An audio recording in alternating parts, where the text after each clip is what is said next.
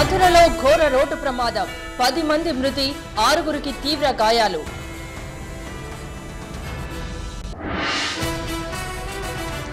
రాష్ట్ర రాజకీయాల్లో అవిశ్వాసం బాంబ్ సర్కార్ని కూల్చేందుకు కేసీఆర్ కసరత్తు. సిబిఐ అధికారుల పేరుతో బ్లాక్ మెయిల్ మోసగాళ్ల ఆట కట్టించిన విశాఖ పోలీసులు. పెద్దాస్పత్రిలో ఎలుకల స్వైర విహారం వైద్యం బదులు డాక్టర్ల ఉచిత సలహాలు.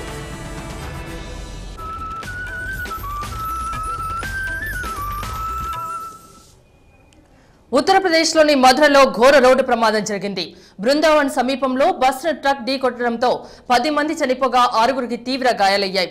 చనిపోయిన వాళ్లంతా మధురను సందర్శించడానికి వచ్చిన భక్తులే. ట్రక్ డ్రైవర్ మితిమీరిన వేగంతో నడపడం వల్లే ప్రమాదం జరిగినట్టు తెలుస్తోంది. ప్రమాదంలో 2 వాహనాలు నుజ్జునుజ్జయ్యాయి. గాయపడ్డ వారిని మధుర ప్రభుత్వ ఆసుపత్రికి తరలించారు.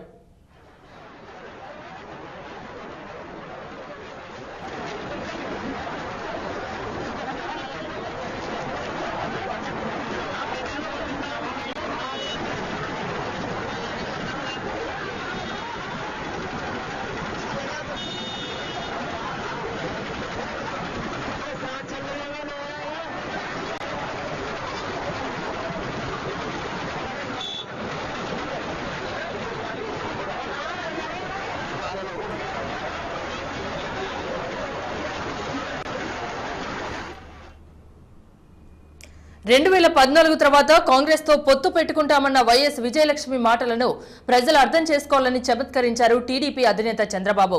కాంగ్రెస్ వైఎస్ఆర్ కాంగ్రెస్ ఇద్దరు తోడు దొంగలుగా అభివర్ణించారాయన. వస్తున్న మీకోసం యాత్రలో భాగంగా పశ్చిమ గోదావరి జిల్లా పెదామిరంలో పర్యటించారు బాబు. ఎన్నికలకు 6 నెలల ముందే అభ్యర్థుల ఎంపిక ప్రక్రియ ప్రారంభమవుతుందన్నారు టీడీపీ అధినేత చంద్రబాబు. దీనివల్ల విజయం సాధించడానికి ముందస్తు ప్రణాళికలు రూపొందించుకోవడం సులభమవుతుందని చెప్పారాయన. వస్తున్న మీకోసం పాదయాత్రలో భాగంగా పశ్చిమ గోదావరి జిల్లా ఉండి మండలం పెదామిరం బస ప్రాంతంలో పార్టీ కార్యకర్తలతో సమావేశమయ్యారు చంద్రబాబు. రాబోయే ఎన్నికలకు ఏ విధంగా ముందుకు సాగాలనే విషయంపై కార్యకర్తలకు దిశానిర్దేశం చేశారాయన. 2014 తర్వాత కాంగ్రెస్ తో పొత్తు పెట్టుకుంటామన్న వైఎస్ విజయలక్ష్మి మాటలను ప్రజలు అర్థం చేసుకోవాలని, కాంగ్రెస్ వైఎస్ఆర్ కాంగ్రెస్ ఇద్దరు తోడు దొంగలని అభివర్ణించారు బాబు. ప్రణబ్ను రాష్ట్రపతిగా ఎంపిక చేసే సమయంలో కాంగ్రెస్ కు వైఎస్ఆర్సీపీ అంతర్గత మద్దతు అందజేసిందని ఆరోపించారు. ఈ ఒప్పందంలో భాగంగా జగన్పై కేసులు ఎత్తివేయించడానికి వైఎస్ విజయలక్ష్మి చురుకుగా పావులు కదుపుతున్నారని విమర్శించారాయన. ఇప్పుడు కాంగ్రెస్ ఎన్నికల్లో సీటు సర్దుబాటున్నారు, ఇప్పుడు మాత్రం పెట్టుకోం. 2014 తర్వాత కాంగ్రెస్ పార్టీకి సహకరిస్తాం, అప్పుడు మాత్రం వాళ్ళ పార్టీకి సహకరిస్తామని చెప్తుంది. ప్రతిరోజు ఏం మాట్లాడతారు వీళ్ళు? ఇక్కడ తెలుగుదేశం పార్టీ కాంగ్రెస్ తో లాభం చేయండి, అందుకు అవిశ్వాస తీర్మానం పెట్టలేదు. మేము అవిశ్వాస తీర్మానం పెడితే రాత్రి ఢిల్లీకి పోయి మా కేసులు మాఫీ చేయండి, మేము మీకు సపోర్ట్ చేస్తాం. ఇది వాళ్ళ పరిస్థితుల్లో ప్రత్యర్థి పార్టీ ఎత్తులను కుయుక్తులను ఎదుర్కోవాల్సిన సమయం ఆసన్నమైందని పార్టీ నేతలు కార్యకర్తలు సమాయత్తం కావాలని పిలుపునిచ్చారాయన. రాష్ట్ర రాజకీయాల్లో మరోసారి అవిశ్వాసం బాంబు పేలింది. మళ్లీ టీఆర్ఎస్ అధినేత కేసీఆర్ ఈ బాంబును పేల్చారు. సర్కార్ని కుప్పకూల్చేందుకు అన్ని పార్టీల మద్దతు కూడగడతామన్నారు. కలిసి వచ్చేది లేనిది ఎవరికి వారు నిర్ణయించుకోవాలని ఓపెన్ ఆఫర్ ఇచ్చారు. ప్రధాన ప్రతిపక్షం టీడీపీ మాత్రం అవిశ్వాసానికి రెడీ అంటూనే వైఎస్ఆర్సీపీని వేలెత్తి చూపిస్తోంది. అయితే ఎవరు అవిశ్వాసం పెట్టినా ఎదుర్కొనేందుకు తాము సిద్ధంగా ఉన్నామని అధికార పక్షం ఎదురు సవాల్ చేసింది.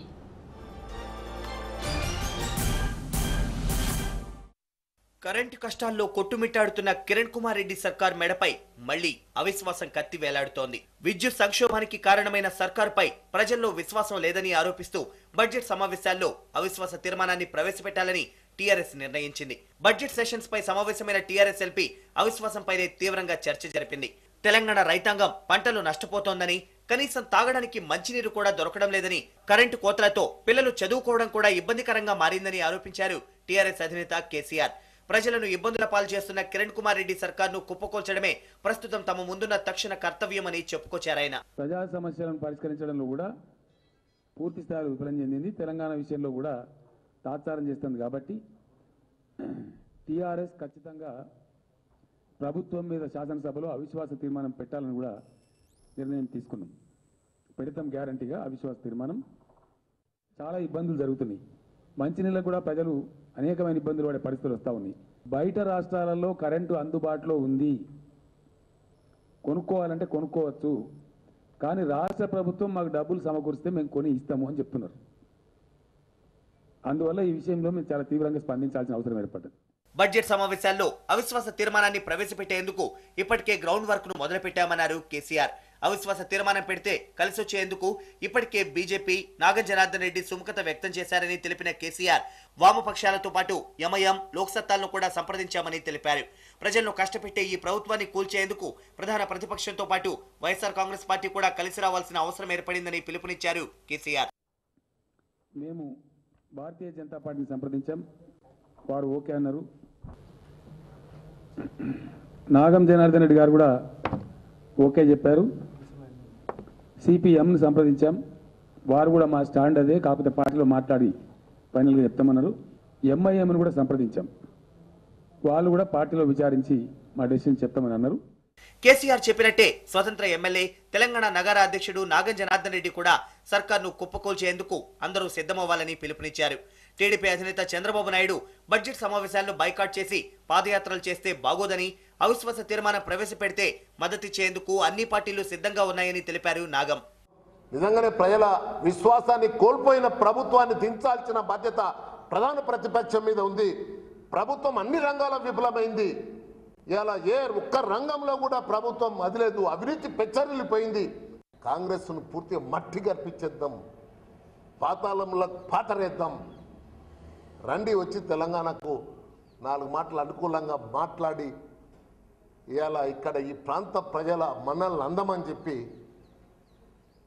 ఇలా వీళ్ళను టీడీపీ నాయకులను ముఖ్యంగా చంద్రబాబు నాయుడు గారిని నేను విజ్ఞప్తి చేస్తున్నా.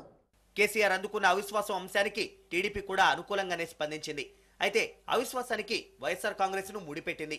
ప్రజా ప్రయోజనాల కోసం వైఎస్ఆర్ కాంగ్రెస్ పార్టీ అసెంబ్లీలో అవిశ్వాస తీర్మానాన్ని పెడితే మద్దతివ్వడానికి తెలుగుదేశం పార్టీ సిద్ధంగా ఉందని తెలిపారు మాజీ మంత్రి కోడెల శివప్రసాద్. ప్రభుత్వంతో కుమ్మక్కై జైలునే పార్టీ కార్యాలయంగా మార్చుకున్నారని జగన్ పై విరుచుకుపడ్డారాయన. పాదయాత్ర చేస్తూ ప్రతిసారి తెలుగుదేశం పార్టీ అవిశ్వాస తీర్మానం పెట్టాలని డిమాండ్ చేస్తున్న షర్మిల వాళ్లే అవిశ్వాసం పెడితే తప్పేంటని ప్రశ్నించారు. వైఎస్ఆర్ కాంగ్రెస్ ని అవిశ్వాసం పెట్టమనండి, మేము మద్దతు ఇస్తాం, ప్రభుత్వాన్ని కూలుద్దాం. రెండోది, మేము పెట్టడమా లేదా అనేది మా యొక్క నిర్ణయం, సమయాన్ని బట్టి ఉంటుంది తప్పితే వీడు చెప్పినట్టు చేయాలి, వీళ్ళని నమ్మి ఎవరేం చేయం. కానీ పెట్టాల్సి వస్తే ప్రజలకి అవసరం, ప్రజల యొక్క నష్టాన్ని మేము ఆపాలి అనుకున్నప్పుడు పెడతాం. కానీ వీళ్ళు పెట్టమంటేనో వీళ్ళ సలహాలు మాకు అవసరం లేదు. అన్ని పార్టీలు అవిశ్వాసంపై అనుకూలంగా స్పందిస్తున్న తరుణంలో ప్రభుత్వం కూడా ప్రతిపక్షాలకు ఎదురు సవాల్ విసిరింది. దమ్ముంటే బడ్జెట్ సమావేశాల్లో అవిశ్వాస తీర్మానం పెట్టాలని సవాల్ చేశారు మంత్రి రఘువీరారెడ్డి. విద్యుత్ వంటి సమస్యలకు కారణాలను ప్రజలకు వివరించేందుకు అవిశ్వాసం ప్రభుత్వానికి మంచి అవకాశమని తెలిపారు రఘువీరా. గతం కంటే ఇంకా ఘనంగా ఏ కార్యక్రమాలు చేస్తున్నామని కూడా చెప్పుకోవడానికి మంచి వేదిక. నిజంగా ఎవరు అలాంటి అవకాశం మాకు కల్పించినా కూడా మేము మనస్ఫూర్తిగా హర్షిస్తాం. దానికి ప్రజలకు సమాధానం చెప్పడానికి మేము తయారవుతాం. వారు ప్రజలకు కాదు, ప్రజా సమస్యలు కాదు, లేదు సాయంకాలానికి గుంజేసి అర్ధరాత్రికి వచ్చి కుర్చీలో కూర్చోవాలనేటువంటి ఆరాటం వాళ్ళకి ఎవరికైనా ఉంటే అది కేవలం వాళ్ళ ఆరాటమే అవుతుంది, కానీ ప్రాక్టికల్గా సాధ్యం కాదు. ఏదేమైనా కేసీఆర్ నోటి నుంచి బయటకు వచ్చిన అవిశ్వాస తీర్మానంపై అన్ని పార్టీలు ఏకమయ్యే అవకాశాలు కనిపిస్తున్నాయి. అయితే వైఎస్ఆర్సీపీ మాత్రం ఇప్పటి వరకు అవిశ్వాసంపై ఎలాంటి అభిప్రాయం బయట పెట్టలేదు.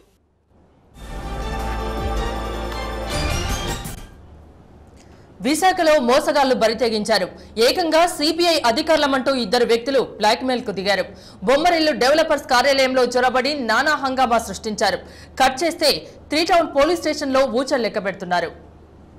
బొమ్మరిల్లు డెవలపర్స్ పేరుతో విశాఖలో ఓ సంస్థ రియల్ ఎస్టేట్ వ్యాపారంతో పాటు పలు కార్యకలాపాలు సాగిస్తోంది. అయితే ఇటీవల ఉత్తరాంధ్ర జిల్లాల్లో బయటపడ్డ సిమ్స్ సంస్థ మోసాలను దీనికి ఆపాదిస్తూ సిబిఐ అధికారులమంటూ 2 వ్యక్తులు బొమ్మరిల్లు యాజమాన్యాన్ని బ్లాక్మెయిల్ చేయబోయారు. సిబిఐ అధికారులుగా చెప్పుకున్న ఈ ఇద్దరిలో ఒకరు గ్రేటర్ విశాఖ కార్పొరేషన్ లో చిరు కాంట్రాక్టర్ కాగా మరొకరు చార్టెడ్ అకౌంటెంట్ కోర్స్ అభ్యసిస్తున్న స్టూడెంట్. వీరిద్దరూ కలిసి బొమ్మరిల్లు డెవలపర్స్ కార్యాలయంలో సోదాలు జరుపుతూ హడావిడి సృష్టించారు. అనుమానం వచ్చిన యాజమాన్యం 3 టౌన్ పోలీసులకు సమాచారం ఇవ్వగా ఇద్దరిని దాడి చేసి పట్టుకున్నారు పోలీసులు. విలేజ్ బొమ్మరిల వాళ్ళు మనకి డైరెక్ట్ రావడం, రిపోర్ట్ చేయడం, దాని ద్వారా మేము రంగంలో దిగడం, వీళ్ళిద్దరూ కలిసి కోమలా వారి యొక్క ఇన్వెస్టిగేషన్స్తో వీళ్ళు ఈ సిబిఐ ఆఫీసర్స్ అని చెప్పి రంగంలో దిగి ఈ విధంగా ఇంటిమిడేషన్ చేయడం, ఎక్స్ట్రాక్షన్ చేయడం ప్రయత్నం చేశారు. వాళ్ళిద్దరిని వీరికి బొమ్మరిల వాళ్ళు రిపోర్ట్ ఇచ్చారు. ఆ రిపోర్ట్ మేరకు వీళ్ళు మేము స్వాధీనపరుచుకున్నాము. కేసు దర్యాప్తు చేస్తున్నాం. నిందితుల దగ్గర నుంచి నకిలీ సిబిఐ ఐడి కార్డులను స్వాధీనం చేసుకున్నారు పోలీసులు. అంతకుముందు ఇదే విధంగా ఏమైనా మోసాలకు పాల్పడ్డారనే దిశగా ఆరా తీస్తున్నారు పోలీసులు. కేసు నమోదు చేసుకుని దర్యాప్తు చేస్తున్నారు. కుడంకులం అణు విద్యుత్ వివాదం కొనసాగుతూనే ఉంది. ఓవైపు ప్లాంట్ ప్రారంభోత్సవానికి ఏర్పాట్లు జరుగుతుండగా మరోసారి ఉద్యమాన్ని తీవ్రం చేసేందుకు ప్రయత్నిస్తున్నారు ఉద్యమకారులు. తాజాగా వేలాది మంది జాలర్లు పడవల్లో సముద్రంలోకి వెళ్లి నిరసన తెలిపారు. మరోవైపు ఉద్యమాన్ని అణిచివేయడానికి ప్రభుత్వం పెద్ద ఎత్తున పోలీసు బలగాల్ని దింపింది.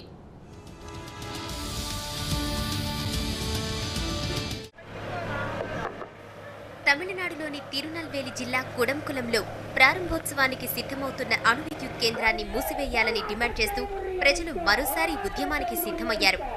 ప్లాంట్ను ముట్టడించనున్నట్లు 15 రోజుల క్రితమే ఉద్యమ కమిటీ ప్రకటించింది. దీంతో కుడంకులం, ఇడిందకరై ప్రాంతాల్లో ప్రభుత్వం పెద్ద ఎత్తున పోలీసు బలగాలను దింపి 144 సెక్షన్ విధించింది.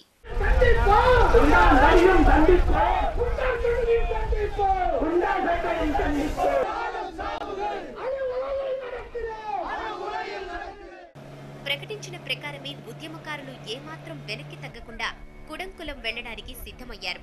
పెద్ద సంఖ్యలో జాలర్లు సముద్ర మార్గాన మరపడవల్లో బయలుదేరినప్పటికీ పోలీసులు వేలాదిగా మోహరించడం, ప్రజలు తక్కువ సంఖ్యలో ఉండడంతో సముద్రంలోనే ఉండి నిరసన తెలిపారు. ప్రభుత్వానికి, అణు విద్యుత్ కేంద్రానికి వ్యతిరేకంగా నినాదాలు చేశారు.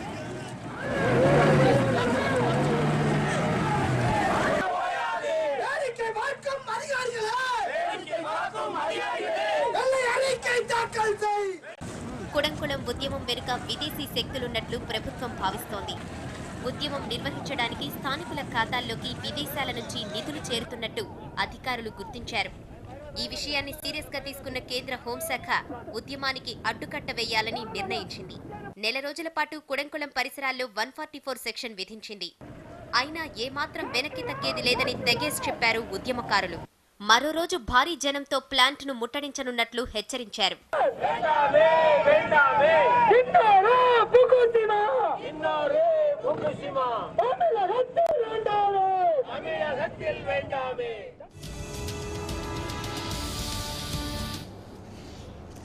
ఒకప్పుడు వాళ్లంతా వెండితెలను ఏలారు.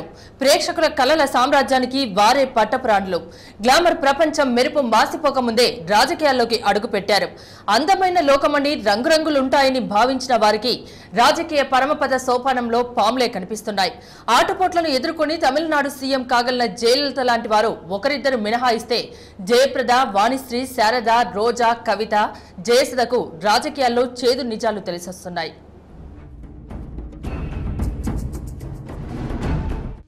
సినీ వినీలాకాశంలో తారామణులుగా వెండితెరను శాసించిన హీరోయిన్లు తమ అదృష్టాన్ని పరీక్షించుకునేందుకు రాజకీయాల్లో అడుగుపెట్టారు. సినిమాలతో సంపాదించుకున్న గ్లామర్ ఉపయోగించుకొని రాజకీయాల్లో వెలుగు వెలగాలని అనుకున్న వారిలో ఎక్కువ మందికి నిరాశ మిగిలింది. హీరోయిన్ల స్థాయి నుంచి క్యారెక్టర్ ఆర్టిస్టులుగా వెండితెర మీద ఉండగానే 90ల నాటి తారలు శారద, వాణిశ్రీలు రాజకీయ రంగ ప్రవేశం చేశారు. కాంగ్రెస్, టీడీపీ వంటి పార్టీల్లో కొంతకాలం ఉండి ప్రాధాన్యత లేని పాత్ర పోషించలేక కనుమరుగయ్యారు.